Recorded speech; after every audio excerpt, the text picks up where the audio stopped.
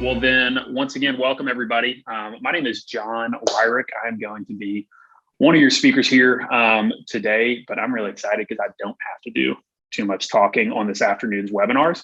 We got a great group of LevelSet users here with us from across the country, and you can see a picture of them. I'll let them introduce themselves in just a moment, but the topic at hand, as all of you know, is end of the year closeout and accounting best practices. We've got Vince, Terry, and Kim here to share some of their industry knowledge, tell some stories about how LevelSet has been able to help with that annual task. And if you guys are ready, I'll let you go ahead and take it away in whatever order you see fit. If you want to introduce yourself, let us know where you're from, something about your job that you love. And I think those are the two boxes we want to check here. So you want me to start or? Take it away, Vince. I'm Vince French. I'm the CFO and CIO of 2020 Plumbing and Heating. The part I love about my job the most is making money. I don't like year end though, that's for sure. Not fun. But it's fun to cross that finish line and spike the football after we're done. That's only done after we file our taxes, right? So. Put the big emphatic stamp on it and be done. Yes. I don't blame you. Awesome. Well, thanks for being here, Vince. My name's Terry Mosley. I work for Mammoth Restoration in Flagstaff, Arizona. Gosh, I don't know if I have a favorite part of my job. I think the biggest thing about my job is every single day is different around restoration. You have no idea. I keep telling my team, we can be a really great reality show. Awesome. Well, thank you. And Vince, I know we talked about it yesterday, but I may have missed it. 2020 is operating in California, Nevada, right? That's right. Cool. Okay. So California, Nevada, and Arizona represented so far. Kim, last but not least. Yay. Kim from Shawbear Plumbing. We're located in Austin, Texas, the music capital of the world. Is what I'm telling people. Anyway, I am the office manager and I also run the service department. And my favorite part of my job are the people that I work with. My two bosses are visionaries.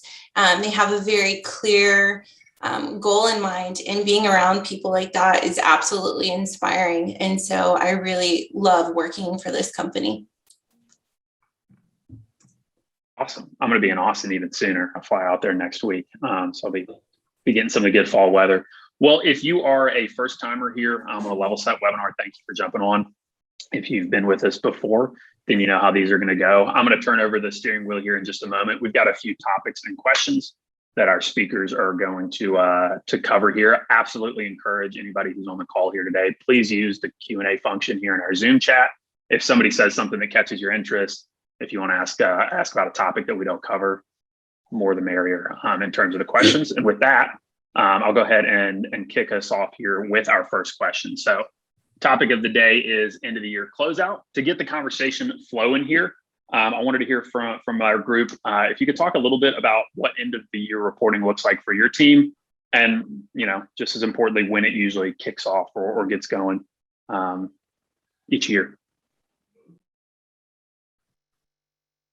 All right. Well, I don't really have a plan is what I found out talking to Vincent and Terry.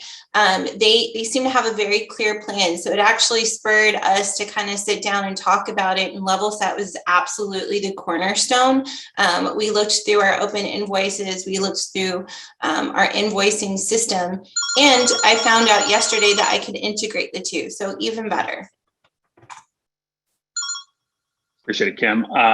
Vince, I know you've closed out a couple of years in your time working with LevelSet, both at 2020 and elsewhere. You want to maybe pick up where Kim left off?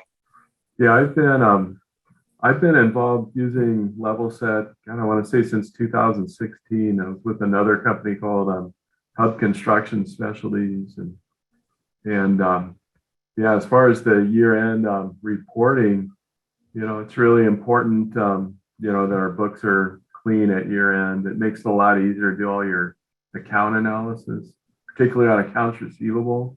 If you've got clean accounts receivable, it's not as tough to do your reserve on doubtful accounts and value everything. So certainly throughout the year, we're using LevelSet to help us ensure that we get paid and go after those who are not stepping up and paying us. And we've been successful with that. But all the other account analysis tasks, it's never really smooth and easy. My goal has always been to get it there 100%.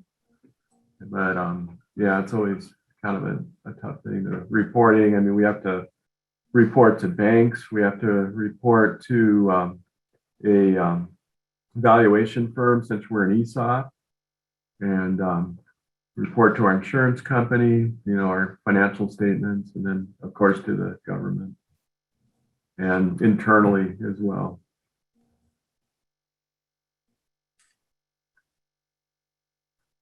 Awesome. I appreciate it, Vince. And Terry, I imagine with things being unpredictable in the restoration space, it may not start the same day every year, but in terms of timeline, what does end of the year reporting look like for Mammoth?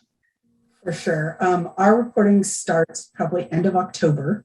And I'm looking for, as the CFO, just making sure all of our accounts are reconciled is a huge, big thing for me.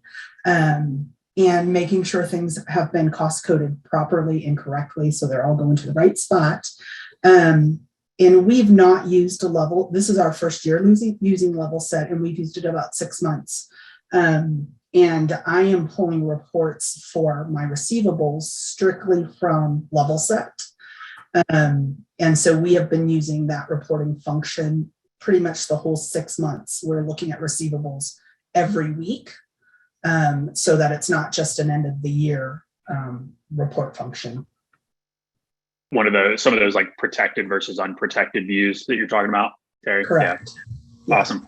Well, thank you guys. Speaking of how it is supposed to work, always good to maybe give a heads up to those in the audience who are going through year end for the first time or at a new org. What, as a construction payments, construction credit professional, what are some of the bigger challenges that you guys encounter when it comes to year end closeout? And if I know, Terry, I just had you talking, but if you want to maybe start us off here and we can pass around from there. Yeah. I think the biggest thing for us when we're trying to close our books is just making sure we have really good data. So the reconciliations, that the coding is all properly done. And, like Vince said, looking at those receivables that could be doubtful or considered bad debts, deciding, are we taking that bad debt this year? Or are we passing it on to the next year? So just analyzing those sort of problem children, so to speak, before we get too far into the end of the year. Yeah. So making some final decisions about problem projects or problem accounts toward the end. Awesome. Kim, what about you? Excuse me for taking that phone call. We just got another job. Yay. There you go. Congrats. Which is super exciting. Which I like to actually credit LevelSet to, because it helps us decide which projects to even bid on to begin with, because they help me identify problems with potential GCs. So I'm trying to lessen those problems from the very, very, very, very beginning before I even start a project. I'm able to kind of look at clients and see like if they have problems paying their contractors. But some problems that we've experienced is sometimes a contractor might try to run away from a retainer, try to run away from paying us, and really getting weekly updates. It's kind of like what Vincent and Terry has been saying about this is a daily thing, this is a weekly thing. I'm kind of the worst at it. So when LevelSet sends me an email every Monday morning, like, hey, these are the problems that we might encounter. These are some things you might want to look into. It kind of has helped me be more proactive so that I'm not dealing with these problems trying to close books at the end, just like what Terry was saying. So, yay. When some of the surprises. Yeah. Yeah, absolutely. Kathy, Broncos fan, asked what a CIO is, and what a CIO is a Chief Information Officer. So you're kind of in charge of all the systems, all the business systems in the company. You have the technical people reporting to you. Yep. Awesome. Thank you for grabbing that, Vince. I meant to remind folks, if you do have other particular questions like Kathy, feel free to use that Q&A function here in the Zoom chat. We're more than happy to jump into something specific. Vince, anything on the typical closeout problems that you might want to add, or you think we're good for topic 3? It seems like the thing I struggle with the most is reconciling all of the payroll related accounts and inventory. This is usually the toughest ones to do because there's just a lot of transactions involved in that, and keeping everything in sync between the general ledgers and sub ledgers is not an easy thing. Well, I imagine too, because y'all, I guess in all 3 businesses, you're going to have your reconstruction, your contracted work, but does everybody have some type of service or like real small revenue streams as well that they've got to? Kim, I know you focus on the service side for Strawberry, right? Yeah. I Awesome. do. Yeah, we do. Yeah. Very cool. Well, speaking of year end, we know that taking some of the proactive steps that Kim mentioned and that Terry and Vince are so familiar with is a really good way to avoid slow payment issues, maybe some of those end of the year surprise accounts. But at the end of the day, sometimes unpaid invoices happen, right? And when we're making some of those tough decisions towards the end of the year about how to handle an unpaid invoice, I'd love to hear from this group, maybe some of the tips or tricks that you guys have found successful when you're looking to still collect on invoices that are going from a little late to a little more concerning. Well, I mean, to do a good job at that, you have to do your work up front, and that means you're into, improving property like we are in construction, and it involves filing a preliminary notice, and to have a good system in place to file a prelim to your customer, and you're, the owner of the property and all the interested parties, so they know that if, they don't pay you, there's going to be a good chance that you have the right to file a mechanics lien against their property, and they're not going to want that. So if we just send them a document out of LevelSet called a notice of intent to lien, typically they'll, like 9 out of 10 times they'll just pay. The other time we may have to file a mechanics lien, and then after that we'll pay. We'll never have to go to court or anything like that. So when you see those unpaid invoices and you haven't done your job preliming, then it's a lot tougher to collect. But if you have that payment assurance system like LevelSet in place, then your odds of getting, making your collection is much greater. Those are taking the right steps to prelim. I agree with Vince. That's what we do. We send every customer a preliminary notice so that we have that backing for us. I know one of the things I do, I have a team that just works on our receivables. And I know I got one gal on there who I was told was not that nice. But by the time it gets to me, I make that last phone call. And when it gets towards the end of the year, I just sort of, gosh, I'd really like to clean this up before the end of the year, which sort of gets them moving sometimes. The other thing I do is I just use LevelSet, and I say, that third party that sent you that prelim notice, if your invoice is not paid, that you automatically are going to get a lien filed against your home. And that scares people. And they pay. Happy to be the bad guy if we need to be. Yeah. And Kim, what about you? I know Texas is a little goofy because you guys have you got your 15th of December notice requirement, and then there's still a few weeks of chasing after receivables. So what's been successful on your side? Well, honestly, I'm going to be very frank with you. I am not a CFO. I'm not a CFO. I'm not a CIO. Like, my area of expertise is people, not numbers. And so these are things that I do kind of struggle with. So what we did to kind of help me out, right? Help the lowest guy on the totem pole, is we set it up with LevelSet that they're automatically doing us up to, and I can totally customize it because we are really interested in building positive relationships with our contractors, our GCs. So I don't want to be too aggressive, right? So there's certain things like the preliminaries and all these other things that we've set up with LevelSet to automatically send. We start a job from the very first day, like it's automatic. I don't think about it. I don't even need to fully understand it. And LevelSet will take care of those things for me.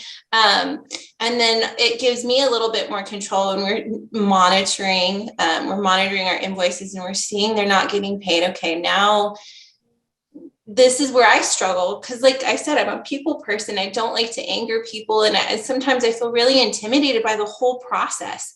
So being able to, like Terry said, you know, here's what's going to happen next. And it's just kind of automatic now. So can you pay us?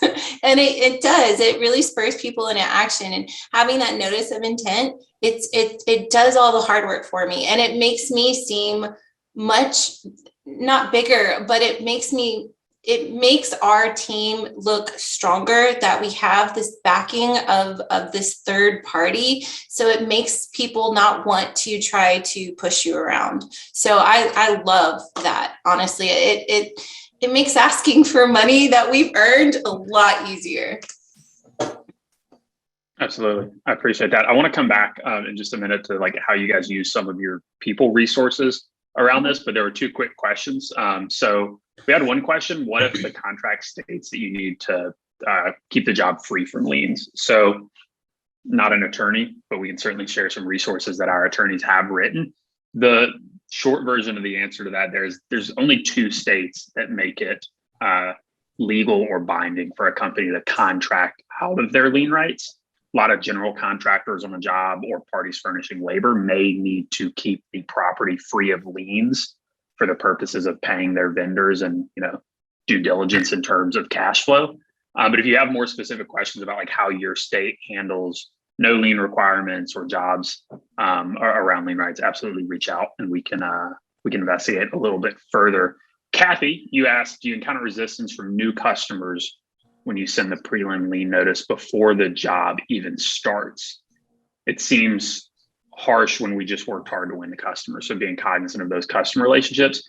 Terry, I know in Arizona, you don't have much of a choice. So do you want to maybe talk a little bit about how your team messages the prelims that they send in Arizona?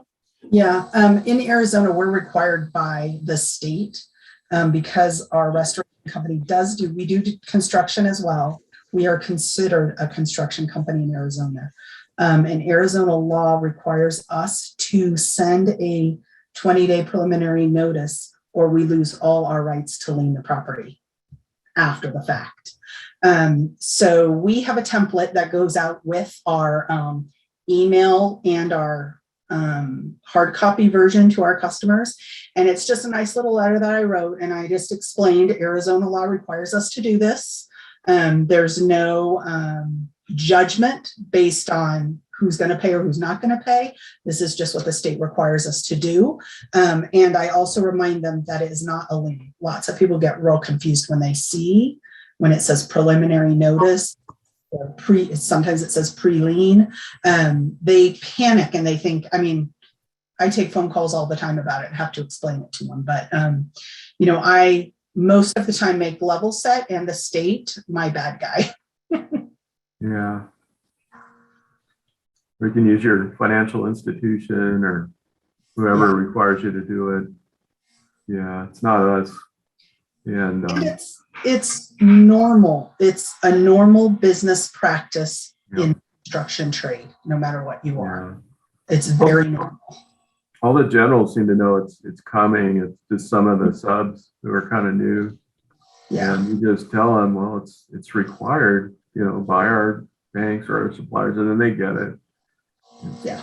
It's not that we don't trust you, okay? And that kind of thing. So, and they'll understand. Yeah. Kathy, I hope that helps out. Terry, I'm sure dealing with homeowners too, you have people who are a lot less familiar receiving those pre-lien and preliminary notice documents. It sounds like you guys are using some of the like cover letters that we talk about where you can just kind of, it's still statutory, but it just lays out like, don't get in a panic. Here's what this document's designed to do. It's a win-win. Awesome. Kathy, if you've got more specific questions, keep using that Q&A.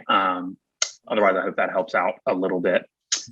Jumping back to our slides, there's been a little bit of a theme I'm hearing from all of y'all, which is that LevelSet can help with reporting on some of our revenue and being able to see what's at risk, but that there's still certainly a human component to getting paid on these jobs and collecting on your invoice with your clients. Outside of maybe preliminary notices or some of the documents that you've talked about, I'd love to hear how you guys are usually, using your team members or your relationships to stay proactive about receivables throughout the year.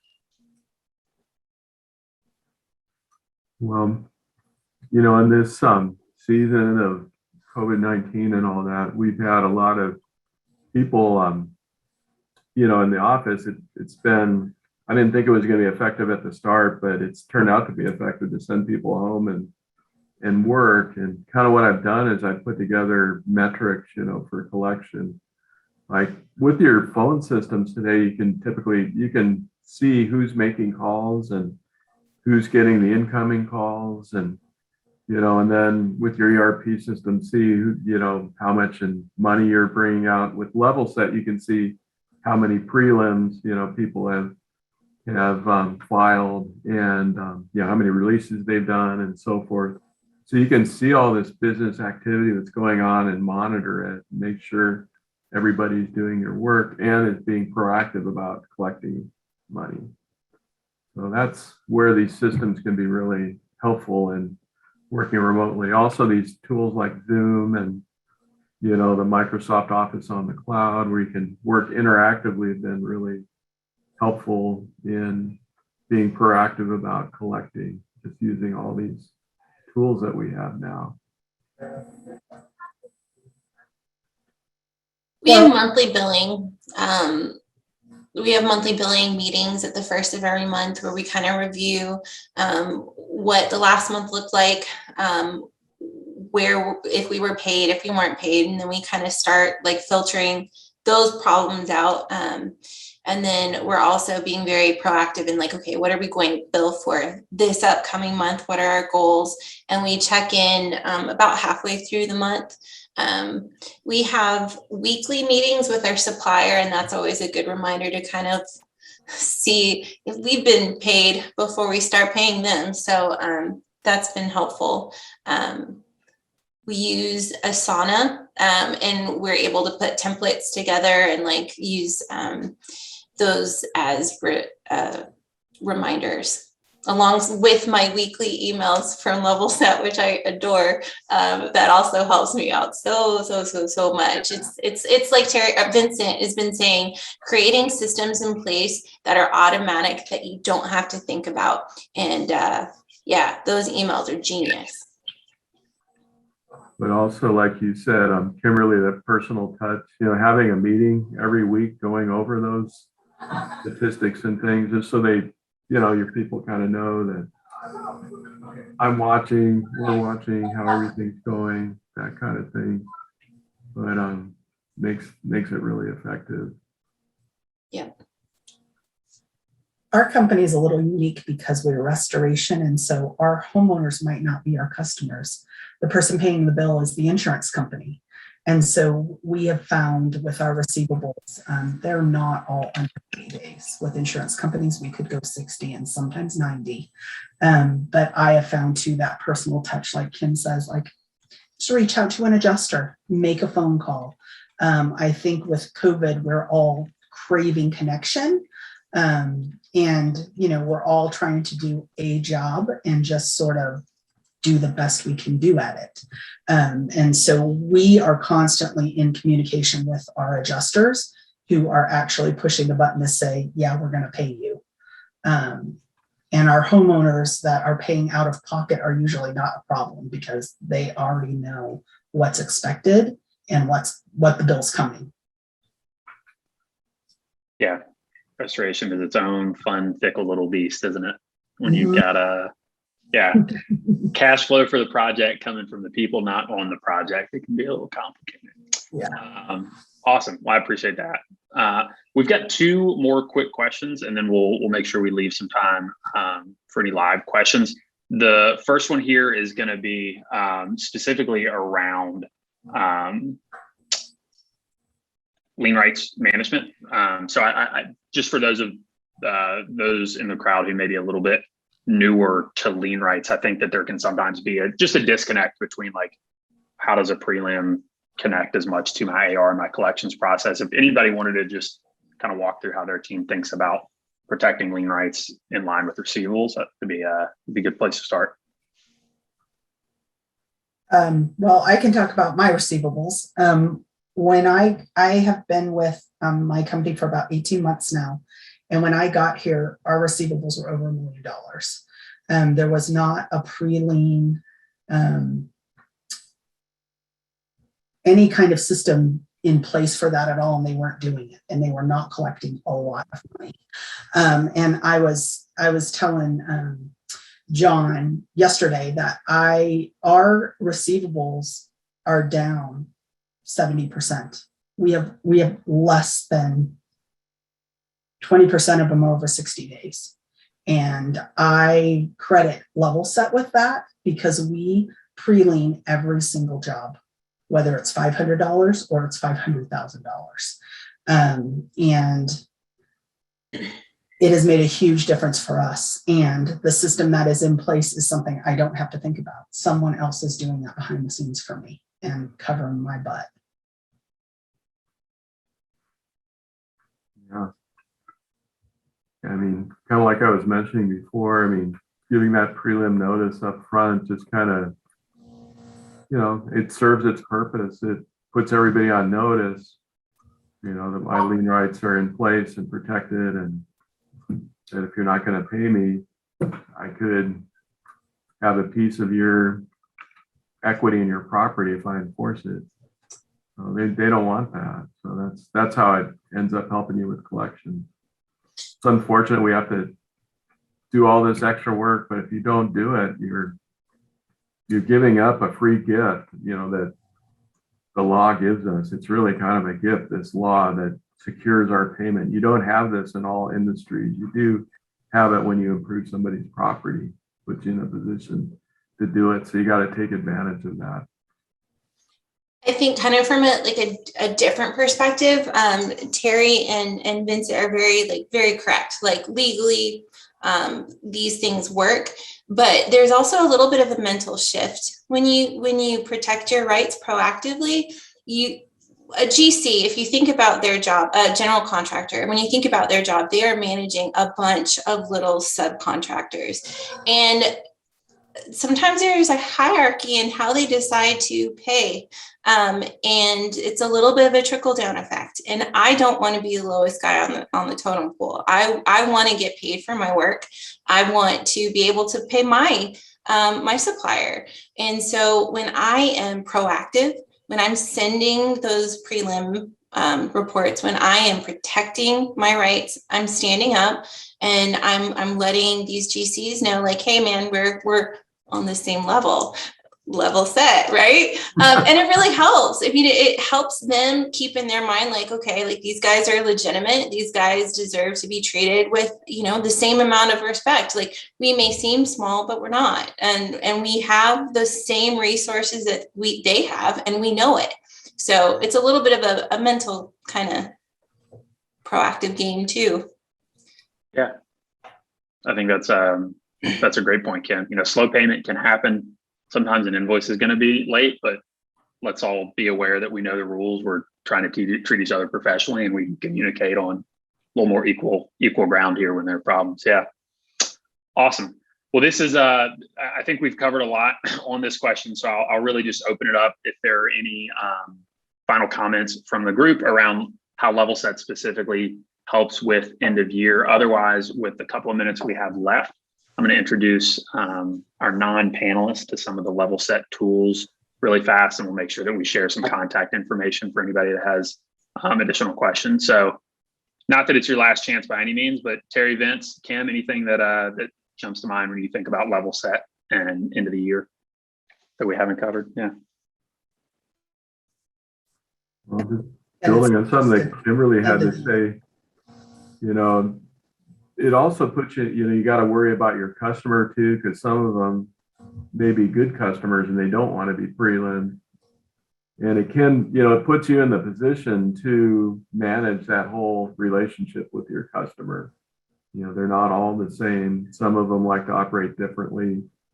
Some of them you may have agreements with that make you feel comfortable about payment. I mean, you can turn the whole thing over to an outsource, but it's a big mistake because then you don't have the customer contact your outsource company does. This is the best of both worlds, having a tool that allows you to do it efficiently and effectively, but you're in control of it completely. Awesome. I appreciate that. If again, if you have not had a chance to see much of the LevelSet world, I'm going to preview for you guys really quick some of the tools that Kim and Vince and Carrie's teams are using. I also want to let everybody here know if you got any accounts on the books here coming up towards the end of the year and you are looking at using lien rights in any type of way, we're going to be offering $150 off of lien claims for the month of December. So if you're here today, you'll see a follow-up, some additional information in a follow-up email. If you had some colleagues or anybody else who might have registered but couldn't make it, we'll be including that discount info as well in the email. Otherwise, let me introduce everybody here to some of the cash and construction cash flow tools that LevelSet offers. So our panelists today have talked a lot about things like preliminary notices, releases, notices of intent to lien. I didn't know anything in the world about mechanics liens 6 years ago. And every time I think that I know enough now, I realize that it is an endlessly complicated set of rules. One of the big areas that LevelSet helps companies like 2020 Plumbing or like Mammoth Restoration is by taking the guesswork out of lien rights requirements and the process of sending notices. So what LevelSet has is a software. As soon as a project enters the LevelSet system, we're going to let you know based off your state-to-state requirements what steps should be taken and when to make sure that we're sending the right notices and being proactive about payment. During that project, once the customer's happy, everybody's feeling good and we're billing work, we'll also keep you informed of common steps like sending a lien waiver or lien release, or maybe sending a monthly notice if you're a contractor or supplier in Texas like Kim. The idea of our lien rights management system is to give a business or a team of AR pros one place to go to see, have we secured our lien rights? Are we at risk of not being paid? And what can we do about any late or soon to be paid invoices that we need to address? One more plug here for the Q&A if anybody has some specifics. Otherwise, I wanted to talk really quickly about Job Radar. And Vince, Kim, Terry, if you guys have any experiences you want to speak to, I'd love to hear it. I always describe our Job Radar solution as a payment fire alarm in your construction ecosystem. So for all the contractors and suppliers that we work with all over the country, we have a very, very good insight usually into when cash flow is slowing down on a job. And if Kim's on a project, but the drywall subcontractor is dealing with slow payment and maybe filing a notice of intent to lien or looking into filing a lien, we're going to let Kim and anybody else on that project know. I see you nodding here, Kim. Have you received some of those my alerts? gosh, yeah, this saved our buns. One particular project, we were on this project, and then we got notices from this Job Radar. Hey, like these other subcontractors are not getting paid. So we sent a notice of intent to lien, and that changed it for us. We got paid, and I'm looking over some of I'm in contact with some of the other subcontractors, and they still have not gotten paid. And this was about a year ago. It absolutely was so integral in us being aware of what's going on the job and making sure that we took care of ourselves. And it was genius. I love the Job Radar. Appreciate it. It's definitely one of the newest tools and products we've been able to bring out to our users. So I'm happy to hear it. There were 2 questions in the Q&A. Thank you, Anonymous and Lee, that I'll address really fast. So somebody from a mid-size framing sub mentioned a lot of times we hear from our contractor, maybe the GC, that they can't pay until they get paid, but it's hard to understand who the property owner or maybe the developer builder is. As a general rule, property owners, even lenders and sureties on a job are going to be required recipients of any types of preliminary notices or notices of intent to lien. One area, and we haven't touched on it too much here today, but if you have questions, please let us know, that we help out is with our scout team, our scout research team specifically. So to answer your question, just based off the project address and who your customer might be, we're going to be able to let you know who the owner is, if there's a legal property description, a lender, anything like that. And that way we can be sending it to everybody that's required and everybody that may need to know about that document. Yeah, good question. And then I can't answer this one because I don't get to use LevelSet every day. I just talk to people about it. But Terry, Kim, Vince, if you guys could guess how much time you're spending. This says entering info into the LevelSet system. I know some of you are integrated. Kim 2 minutes. It's nothing. It is nothing. What I do when I get my first invoice that we're going to send to a customer, pull up LevelSet, pull up my pay application, and I just enter in like the contract price. If I'm doing retainage, the GC that I'm working with, and if I know the owner. If not, it goes to the Scout, which is excellent, and they do the research. They help me do the research, and if they have any questions, I'll get an email in my weekly email where they're like, "Hey, you missed something, or you may need to double check this." It literally takes 2 to 5 minutes when I'm actually entering in a new customer. It's so quick. It's amazing. Love it. Happy to hear it. Terry and Vince, I think you guys are integrated a little bit. So maybe just integrated. Like how much time you spend in LevelSet each week. For those of you guys who are not familiar, LevelSet can also, sorry, I'll just give them some background real quick, okay. Terry. For Terry and Vince's teams, they've connected, whether through spreadsheet imports or like a QuickBooks integration, they've connected their accounting systems a little bit more directly into LevelSet. So things like project and AR information are coming over behind the scenes. But sorry, take it away, Terry. Yeah, so mine's all integrated. I don't have to enter anything. The only thing I might change is the day we start a job, because it's imported in when we put it in, which may be a day or two off of when we actually start the job. But it's all doing it for me. All I'm doing is looking to see who's getting one in the morning. And it's just on my to-do list every day to just check in on it. At Hub Construction Specialties, we had like about 100 to 150 new jobs every week. So, on our ERP system, we had people monitoring when we were getting close to that 21-day deadline. There's a deadline that you got to hit in California, within 20 days of the first time you supply in a material, you got to serve the prelim. So we got to get that information from our customer, who is, if we're working for a sub, who the general is, what's the address of the property we're improving. And once we've got that, we would just press a button and we had an integration with LevelSet. It would just automatically populate the new job and the other information. So it's pretty efficient that way. Here, we're kind of on an older system, so we use CSV files to kind of update new jobs and AR and all that kind of stuff that we're going to integrate with our new platform when we get that in place. Appreciate it. And I'm sorry, I think that question came from Lee. But Lee, if you've got any other specific questions about how your team's tech stack or accounting system may plug into LevelSet, we're more than happy to talk about it.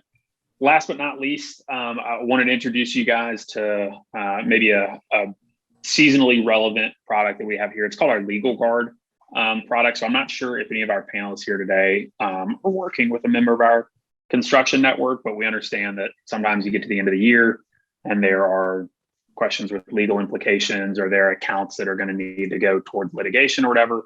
We have a vast network of those construction litigants here at LevelSet, and we actually have a product that allows construction companies to kind of have discounted access to an out-of-house counsel, make sure that they've got somebody in their corner when they have some of those more complicated questions. Again, any specifics, more than happy to talk over. Other than that, I think I see one more question from Nefri. Apologies if I didn't pronounce that correctly. I would say that we can integrate with really any program if we're talking about a CSV export and import process, right? LevelSet's very vendor neutral on where a company's project or accounting info comes from.